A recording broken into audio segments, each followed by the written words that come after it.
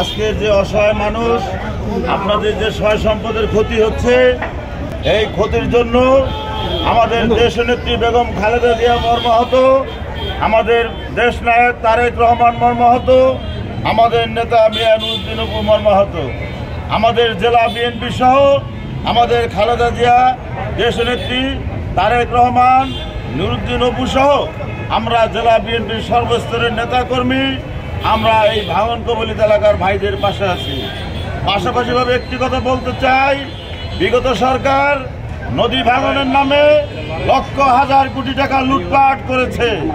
আমরা চাই বর্তমান ইন্টেরিয়র গভর্নমেন্ট এই বিগত আওয়ামী ফ্যাসিস্ট সরকারের লুটপাটের দুর্নীতি দমন কমিশনের মাধ্যমে একটি পূর্ণাঙ্গ তদন্ত করে কি কারণে এই পদ্মা নদী আবার ভাঙা শুরু হলো, আমরা অবিলম্বে তদন্ত চাই।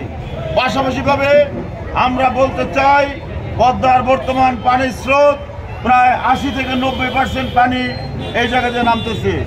পদ্মা নদীর তলদেশ মাটি অত্যন্ত নরম।